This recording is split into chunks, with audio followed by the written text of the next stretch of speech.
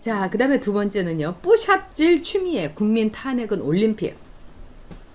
어저께 여러분 그 추미애가 탄핵안이 그 국회에서 이렇게 막 상정됐을 때 그 추미애의 웃는 모습, 저는 그걸 보면서 이 악마가 따로 없다. 그리고 어떻게 저렇게 오만불선할까, 이런 생각이 들었습니다. 우리가 이 두 번째 주제로서 뽀샵질 추미애를 이야기하면서도 솔직히 말해가지고 너무 이 국민으로서 난감하고 창피하고 수치스럽고 모욕을 당한 느낌입니다. 자, 국민의당하고 미통당에서 이 추미애의 탄핵안을 올렸다면은 이거는 미통당이나 국민의당의 이런 당의 문제가 아니라 우리 국민들의 뜻이라는 거를 절반은 추미애는 알아야 되는 거예요. 그 숫자를 보면. 근데 거기서 웃으면서 옆에 있는 농담 따먹기 하면서 그 웃는 모습을 보면서 저는 악마가 따로 없다. 정말 그런 생각이 들었습니다.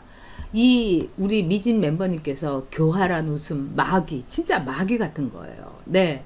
그리고 BIP, 저 젊어지지 않았어요. 잘 읽고 있어요, 근데. 네, 우리 서채용 멤버님께서, 네, 작가님 무리하게 나오니 어제 뉴스에 수돗물 유충은 이 식용으로 이상 없다는 황당한 뉴스. 정말. 근데 이 정권 들어오면서 웬 기생충이라든가 유충, 이 벌레들이 벌복을 한지 이제 물까지 수도관까지 타고 들어온 거 아니에요? 청와대에도 벌레, 민주당에도 벌레, 다 이러니까 이 영화도 기생충. 우리가 기생충의 실사판을 우리가 생활로 살고 있다는 그런 서글픈 생각이 듭니다. 진짜 이 제임스 킴님 말씀대로 추미애가 정말 웃기만 하네요. 와, 근데 저는 그 웃는 걸 보면서 비웃음, 그러니까 우리가 같이 웃어도 이 비웃음이라는 게, 웃음도 여러 가지가 있는 거예요. 근데 정말 그 비웃음이 치가 떨리고 소름이 쫙 끼치더라고요. 맞아요. 소름 돋았습니다. 제임스 김님 말씀대로. 정석진님께서 추미애 폰 보는 거 정말 윤석열 장모 이 기사, 제가 그걸 보면서 어떤 생각이 들었냐면, 이 윤석열 이 장모 이 사람이라든가 또는 김건희 윤석열 씨 와이프에 대해서는 자기네들이 아무 문제가 없다고 하면서 이거는 이 문제 없다, 그냥 윤석열 총장 통과시켜줘야 된다, 그랬던 거예요. 그걸 갖고 추미애가 이걸 보는데, 추미애는 그렇게 자기가 윤석열 자기 핸드폰으로 윤석열 이 자료를 보는 거, 이게 찍힌다는 걸 다 알았을 거예요. 왜냐면 국회 기자들이 장관 쪽 앉아 있는데도 다 이렇게 땡기면은 다 들어옵니다. 그러니까 여러분 어떻게 보면은요, 굉장히 무서운 세상인 거예요. 네? 무서운 세상. 그러니까 이 무서운 이 세상에 왔는데, 이 추미애가 말하자면은 다 찍힐 걸 알면서 말하자면은 이제 했다는 거. 이게 저는 더 소름이 끼칩니다. 추미애가. 자기가 찍힐 걸 알면서 일부러 이렇게 보면서 내가 말하자면 이 정도야. 그리고 윤석열이 너 두고 봐. 이런 거죠. 근데 장관이요, 대정부 질의를 하고 더구나 자기에 대한 탄핵안이 올라오는데 자기 휴대폰으로 딱 윤석열 이 기사를 보고 있다? 자료를 보고 있다? 이거 자체가요, 직무유기예요. 장관은 경청해야 되는 겁니다. 그리고 더구나 자기에 대해서 탄핵안이 올라오면은 적어도 딱 정제하고 자세를 바로 잡으면서 그것을 받드는 자세를 보여주는 게 기본이에요. 근데 이 추미애는요, 제가 보기에는 말하자면은 우리를 조롱하고 있는 거예요. 국민을 조롱하고 있는 거. 저는 정말 그런 점에서 소름 끼치는 여자다. 우리 복례사님께서 진짜 거만한 여자다 이랬는데, 거만의 정도가 아니죠. 진짜 이 추미애는 밉상이고 정말 국민 밉상인 거죠. 정석진님 말씀대로. 네, 그 다음에 김복남님께서 보란듯이 마스크 벗고 웃는 꼴이라니. 와, 루키루님 사악하죠. 못된 거만한 여자. 진짜 다 맞는 말씀입니다. 방서연님 멤버님께서는 추미애는 완전 아웃. 정말 완전 아웃이에요. 근데 더 웃긴 거는 저는 추미애의 이런 모든 행동이라는 거는 국민에게 말하자면은 최소한의 예의를 갖추지 않은 무례함이라는 거죠. 그러니까 한동훈 검사가 이 이동재 기자하고 한 녹취에서 국민의 알 권리를 뽀샵질한 일개 장관, 이게 그냥 딱 떨어지는 것 같아요. 국민의 알 권리, 국민에 대한 예의, 여기에 대해서 뽀샵질을 한 여자다. 그리고 앞으로 법무부 장관이 모든 수사는 법무부 장관의 이 허가를 얻어야 된다. 이게 여러분 전체주의, 이게 바로 말하자면은 진짜 독재인 겁니다. 어떻게 각 그 법무부에 말하자면은 상황 또는 법무부에 대한 검찰총장의 수사의 어떤 자주 독립성, 이거를 보장해야 된다고 그렇게 피토하던 것들이 이제는 반대로 딱 법무부 장관을 추미애 법무부 독재를 거쳐야 된다. 이것뿐 아니지 않습니까? 여러분 아시는 그 정청래가 말하자면 참 얘네들은요 끝내줍니다. 뭐라고 했느냐, 추미애의 말하자면은 탄핵안이 올라온 거는 우리가 올림픽 참가하는 거하고 마찬가지다. 지든 이기든 올림픽 참가하는 거하고 마찬가지다. 참 무식한 얘기죠. 우리는 올림픽에 참가해갖고 메달도 많이 따고 올림픽을 개최하면서 올림픽의 효과를 말하자면은 다 누렸던 그런 국민이에요. 근데 올림픽에 뭐 참가하나 마나 뭐 이런 거다.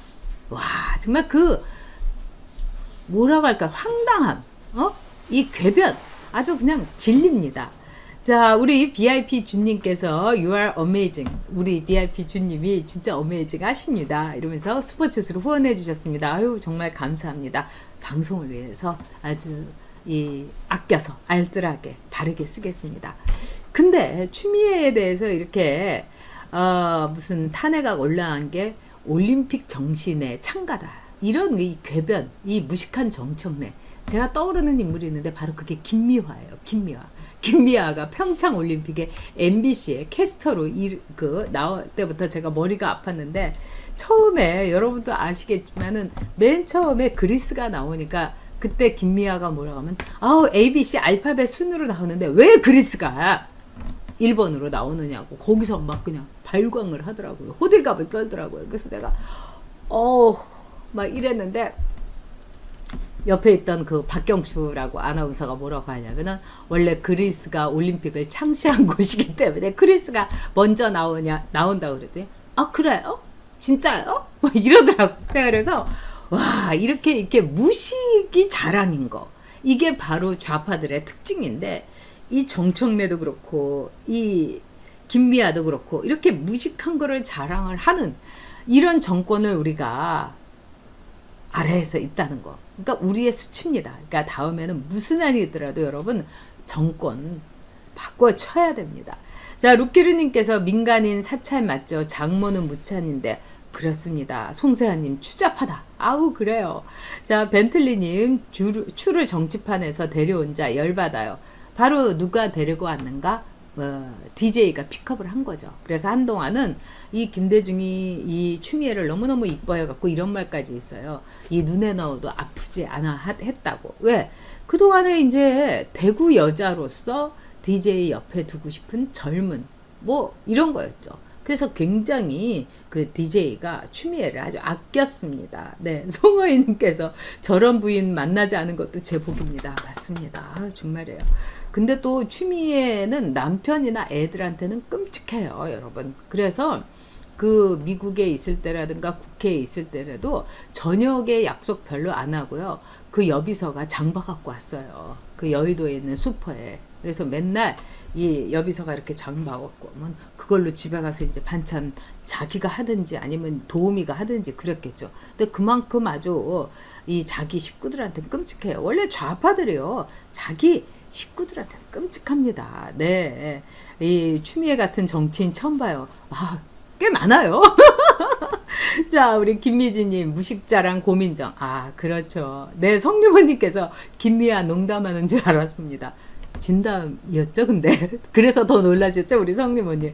우리 성유모님은 참 뭐라고 할까, 이 능력 우먼이에요. 슈퍼우먼. 자, 우리 딸기파파님께서 한동훈 검사장에게 주어진 죄는 결국 추미애를 능멸했다는 괘씸죄였습니다.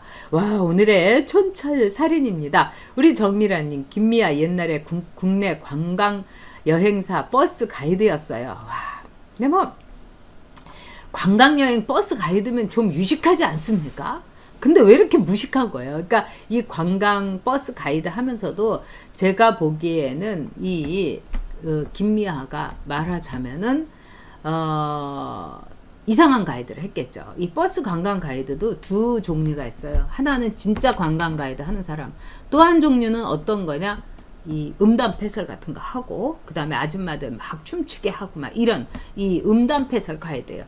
이 코미디언도 제가 남희석 씨한테 들었는데 사회를 볼 때도 딱 두 가지라는 거예요. 굉장히 점잖게 하면서 조금 사람들이 들을 때는 몰랐다가 한 1분 후에 와 배꼽 잡고 웃게 만드는 점잖은 촌철살인형 MC, 아니면은 음담패설이라든가 이런 걸 해갖고 낄낄거리게 만들고, 이런 두 가지의 MC 유형이 있다는 거예요.